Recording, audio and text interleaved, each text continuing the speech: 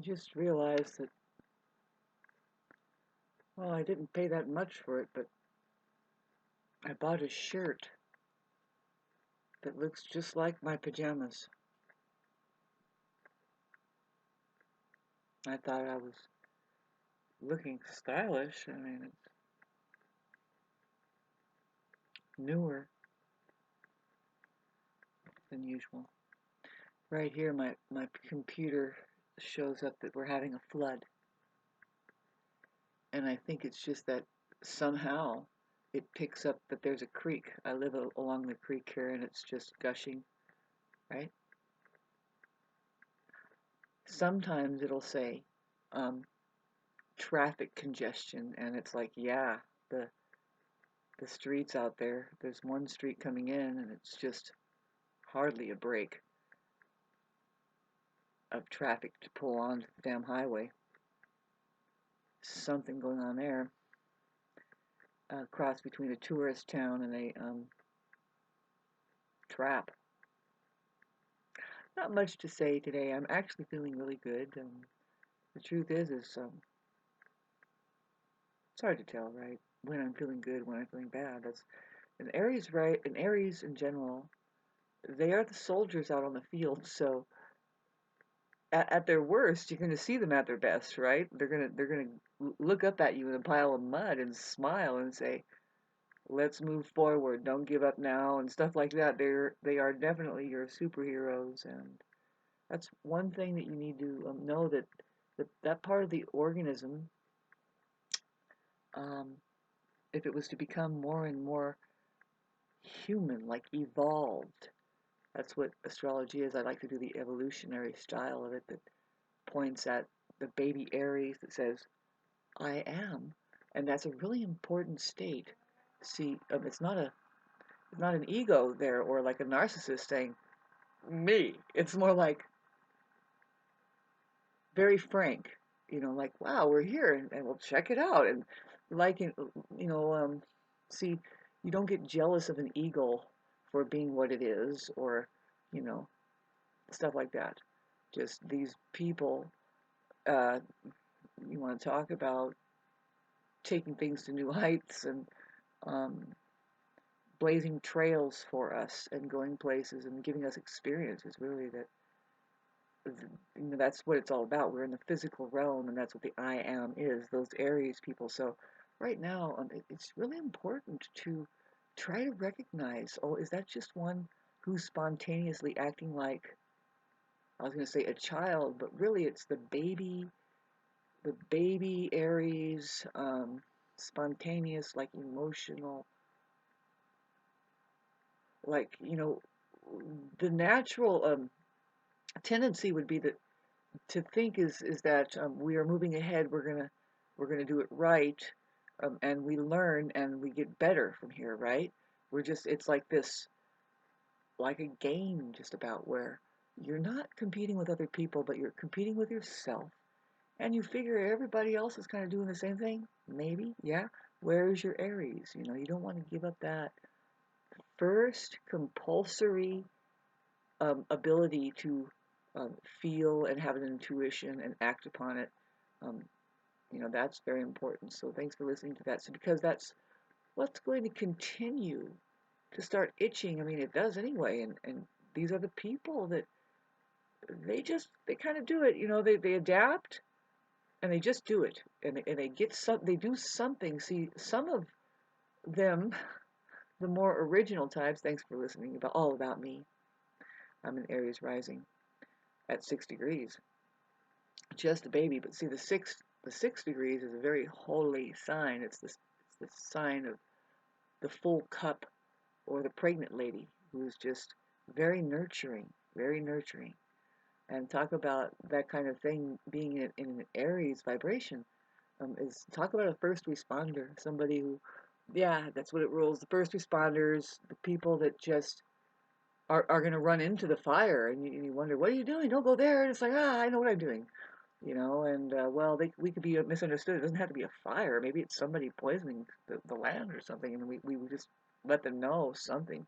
We stick ourselves in situations that other people would just cower down, right? And if you imagine, yeah, you want an Aries on their side because they stick up for the right thing to do. They're not perfect people. Nobody is. They'll be sitting there, hold my beer, and then stick up for the right people, after being a turd or whatever. I mean, oh God, thank God for editing. I kind of, I kind of enjoy making the videos, even though they've been terrible. I mean, I am supposed to do something with this and my music, but I don't think I'm supposed to do it like alone. But I can turn it into a comedy act, and some of the stuff I do, loosen up and just start bantering and just throwing scenarios out like what almost like what George Orwell would do when he's writing books. He's just reflecting back the weirdness of society at people through his writings. Well, you can do that with comedy too, right? And a way of relating it back with people. Let's use astrology to do it. What's happening? Oh my God, it's only the 3rd, and I've made so many videos. Um, Supposedly, there's a portal open right now from the 22nd, from the 2nd to the 22nd of February, and I don't doubt it a bit. I already told that story. Will you see it before this or that video? Most likely you'll see it after that video. And yes, it's quite intense. I was like, well, nothing tra la la. The 222. Phew, it's 6 rules. Mother, um, 6, the pregnant lady, and anyway, back to, we'll just check it out. There's just so many aspects happening. We already know what they are, supposedly. I mean, really, the main theme, really, I think, is that how the Uranus is the last planet on this spectrum, anyway, up to Pluto, to move away from its it's going through its retrograde shadow, kind of like Saturn is too. But the thing to notice is how when Uranus starts to move over, it's going to start going into fresh ground at the end of May. It's going to hit 24 degrees, which it's never been there, and it was that way last May, and it was trying my Venus, and it's going to start vibrating whatever needs to be changed, because there's always change in the air, and some people are um, wondering when all of that's going to happen, like when, and the thing is, it's like, well, sometimes you don't have control over that. But boy, when you look at Uranus and how that it's going to be moving, I bet you anything, wow, talk about Earth shift, going into new territory. See, that's what the call for Uranus in Earth, in Taurus, will start to shake the Earth, basically. It's really shaking, making instability where there's usually a lot of stability, and that will cause a whole new um, way of thought, way of being to emerge, which is based in, talk about that essential work only kind of theme, more like be efficient, um, learn the simple pleasures, learn how to be more self-sustaining, work together more, do microclimatic care for each other on a level that is radical. That's what the Taurus, still we're dealing with new ground that will be broken open with by the end of next May. That's big for me, and for everybody. Looking just ahead a little bit with that May scenario, that Uranus is what will be shaking loose what is kind of teetering, and then it's just going to shake it loose and get things moving. It's really impactful for, of course, Taurus has been just completely ran through the ringer and done something different. Leo is going through a particularly really hard time, especially with the Pluto having moved into Aquarius. It's particularly trying for Leos. They have to go well, they can go both ways, but it's important to go a certain way with Pluto, and that is to go the way of the truth, because you're going to be jacked anyway. if you don't go to the way of the truth. So you might as well join the truth show. Sorry about the bed always being back there. I figure that's just a unhardy thing to do after a while, and um, I'll change my scenery, just kind of flip it around, whatever, Thanks for listening. Um, it's interesting this very time right now for a lot of us. See how that Mercury is still in Capricorn. It's actually finishing up, and it's going to conjunct Pluto. This is a major thing that's going on where, see, communications are going to get very deep, and they can get deep. See, right here on the 5th, let me get my glasses. I'm pretty sure it's the 5th here. Yes, the 5th. Sorry. Oh, yes, but luckily it's the same. Pretty much, well, see, yeah, by the 5th, it's at 29 degrees, and that's square, well, it's going to come up to square Pluto between the 5th and the 6th here. It hits the 0 degrees very quick, between like 12 hours or 24 hours there. And that is such a penetrating aspect. Very, very peculiar as far as what I have to do on the 6th. See, it's kind of in my favor.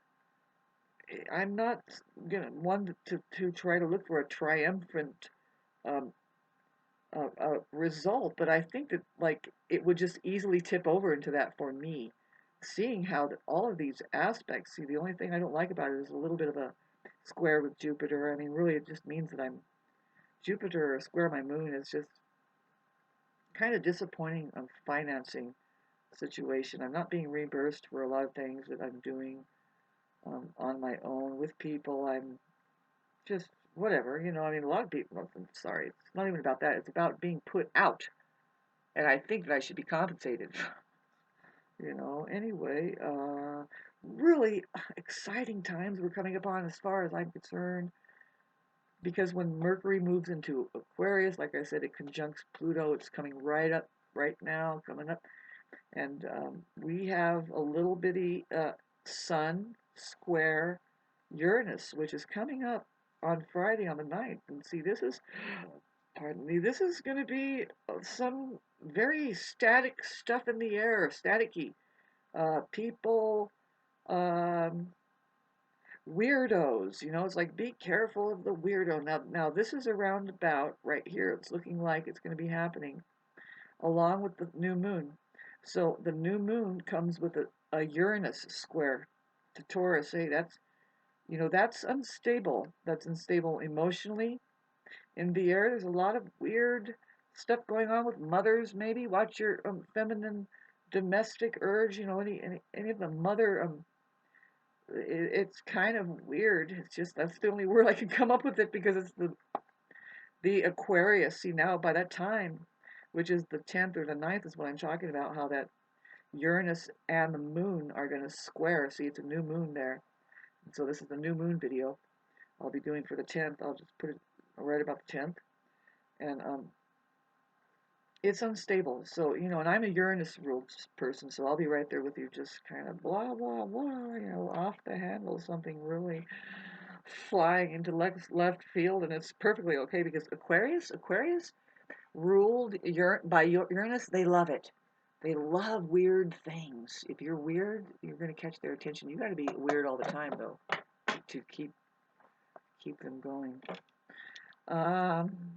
Believe it or not, Aquarius is just, they won't have it any other way. You got to be strange.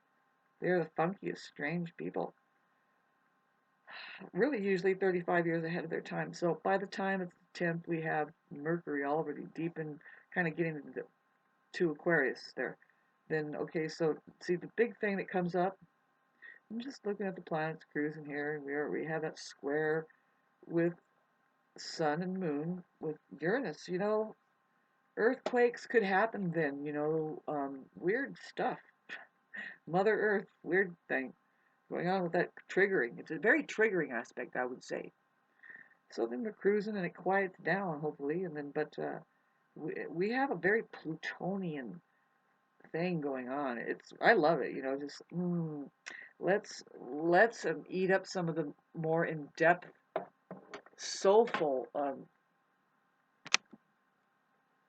situations. What I mean is there's a deeper, more you can penetrate into prime causes and stuff, and uh, look at what's really going on. There's a surface show where people are triggered off, and you have to understand it's like, well, that's immature that they had fought back against that. Some people are just wrong.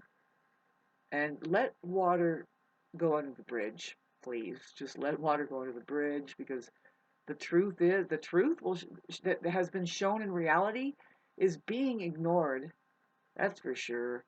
And a lot of that's going to be straightened out. It is. It's going to be very interesting. The conversation that is Buddhism that talks about, well, what is reality? Now, see, next I was going to say, what is the truth? See, I'm not making this up that reality is 3D and the truth is 2D. The mind is 1D. So if you want to talk about the first, second, and third dimension, we can open it up. Nobody seems to be interested, but I happen to know what I'm talking about. There is outer space, 3D, placed just beyond your nose. We got the nose, truth, hand, that's the truth. All this truth floating around, wouldn't know it, but here it is. I am hanging clothes up in my freaking room. It's kind of cold outside, and so it does fine. The heater of my stove, I take the tea pot off of it. Whoops, because that keeps moisture in the room when you have a pot of water on your stove. But I take it off because I find that the clothes will not dry. But when the teapot's off, clothes dries in no time. Here in my dryer, can't tell. But see, that's the truth. Just kind of demonstrated the truth. There's many, many, many truths. You can go into it. You can just peel through it all day. Kids love it.